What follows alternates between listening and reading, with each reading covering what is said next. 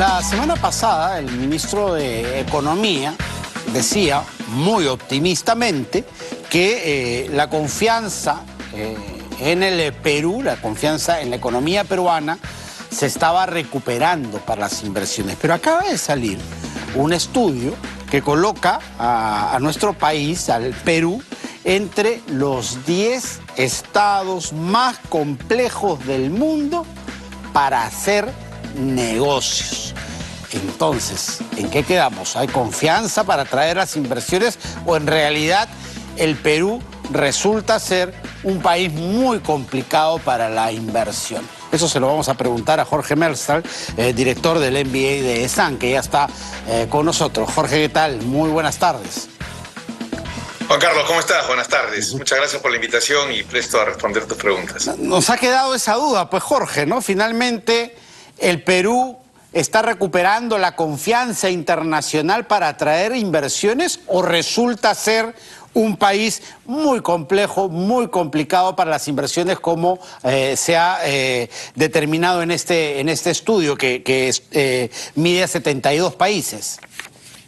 Bueno, esa es una pregunta muy interesante. Según el Global Competitive Index, siempre el Perú ha estado bastante a la saga en lo que es competitividad, que es uno de los indicadores más importantes para medir qué tan bueno es hacer negocios o no en el Perú.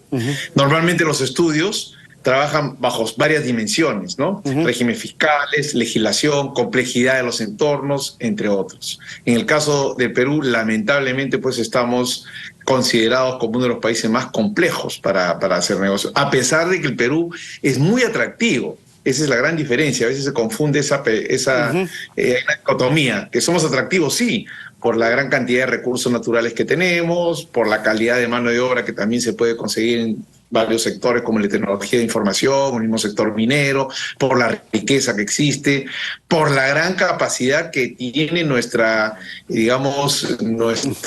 economía de generar negocios. Prácticamente de ser nada, somos ahora uno de los líderes en el sector agroindustrial, minería somos reconocidos, en fin.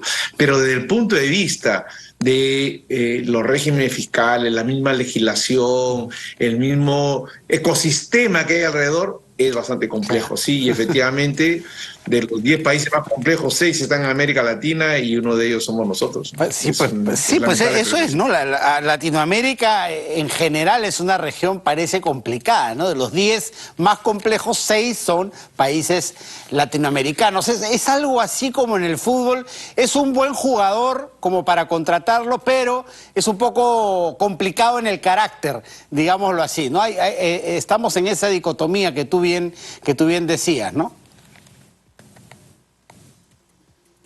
Efectivamente. Si tú ves el entorno político-social de los últimos años, ha dado un giro. Países con un nivel de estabilidad muy grande como Chile, o incluso países como el mismo Colombia, ¿no? Han dado un giro que yo diría, pues, entre el tema social y político, y eso añade ruido. Y eso también hace que los inversionistas que dicen que voy a meter 1.000 millones, 2.000 millones, porque los proyectos en estos países pues, no son proyectos cortos, son proyectos de largo alcance, entonces como que se retraen, porque no ven una estabilidad y ven un ecosistema demasiado turbulento, ¿no? Porque además hay el peligro del cambio de reglas de juego, ¿no es cierto? Ese es otro de los grandes problemas, ¿no? Como tenemos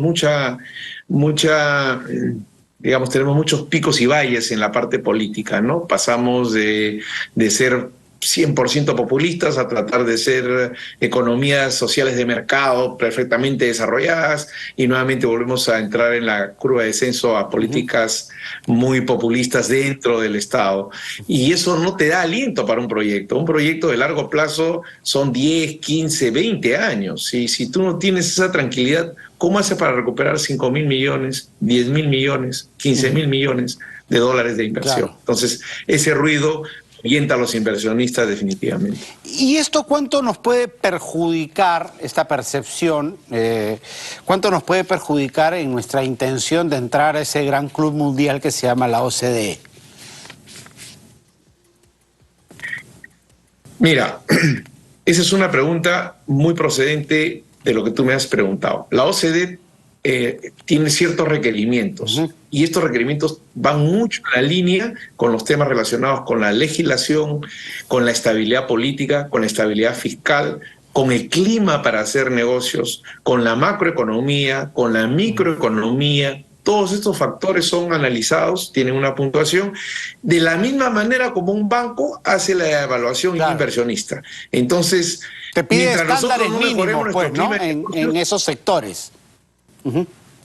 Efectivamente. O sea, mientras no mejoremos esa percepción de valor para hacer negocios, yo veo un poco complejo que podamos ser admitidos en la OCDE, ¿no? Yo creo que las dos cosas son líneas paralelas, tienen que ir juntos, ¿no? Lo cual es muy bueno porque te está dando un mensaje. ¿Quieres entrar a la OCDE?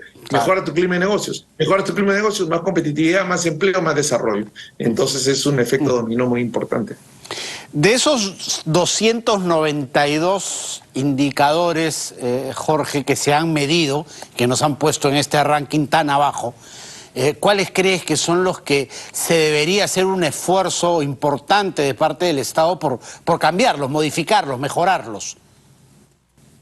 Ya, yo te diría lo siguiente. Primero, toda la parte relacionada con regímenes fiscales. Si tú ves hace algunos meses, ya no quiero decir años, se hablaba mucho de expropiación, de cambiar las tasas de retorno para los proyectos mineros, o sea, como un proyecto que invirtió 5.000 millones, al cual le dijiste tu tasa de impuesto de tanto, después que los invirtió le dices ya no es de 5%, ahora es de 10, de 15 o de 20. Entonces, lo primero, tenemos que tener un régimen fiscal estable en el tiempo. Lo segundo, nuestra legislación laboral. También tiene que ser una legislación laboral acorde a los tiempos, ¿no? Por el otro tema, yo diría que mantener nuestro equilibrio macroeconómico, eso es muy importante, eso es lo que le da mucha vigencia en el largo plazo. Creo que mejorar el entorno microeconómico sería muy importante porque eso te da tranquilidad social. Y finalmente, algo en lo que Perú sí puede destacar mucho, ¿no? Todo lo que es los ecosistemas ambientales, la economía verde, el famoso efecto carbono que nosotros podemos linkear o lo podemos canjear con economías y con proyectos que sean ecoamigables. Yo creo que si trabajamos en eso, Perú tiene una posibilidad de sacarle muchos cuerpos de ventaja a nuestros competidores. El Perú es un país atractivo. Yo cada vez que he tenido oportunidad de viajar y conversar con expertos internacionales, lo ven al Perú muy atractivo, lo ven un país con el cual realmente se puede hacer negocios, pero estos factores que he mencionado, régimen fiscal, legislación, estabilidad macroeconómica, microeconómica, y por el otro lado, dar un horizonte a largo plazo a los proyectos, si no se fijan, actúan en contra, ¿no? O sea, todo lo bueno que ganamos en un lado, lo perdemos en el otro lado. Claro, porque finalmente estamos como país en un mercado global, ¿no? Que finalmente, si no es aquí, será en otro lado. Los capitales se van moviendo según la seguridad que van encontrando.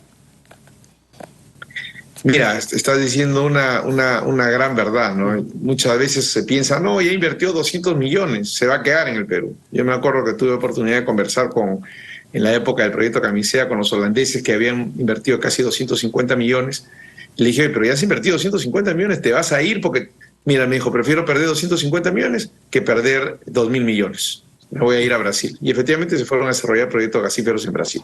Entonces, la ecuación es bien simple, ¿no? Es un país atractivo, es un país que tiene enormes recursos, enorme riqueza, pero por el otro lado tiene unas legislaciones que actúan en contra. Y lamentablemente los proyectos de inversión de largo plazo requieren mucha estabilidad tributaria, laboral, macroeconómica, microeconómica, de entorno y una orientación hacia las economías verdes, ¿no? Eso le gusta mucho a los inversionistas y creo que Perú ahí tiene una tremenda ventaja frente a los países, digamos, de similar característica económica o de riqueza frente a ellos, ¿no? Hay una ventaja. Perfecto, Jorge. Muchísimas gracias, como siempre. Buenas tardes. Gracias, Juan Carlos. Muy buenas tardes. Muy buenas tardes. Jorge Merzal, director del MBA de ESAN, ha estado con nosotros. Cerramos así nuestro bloque económico.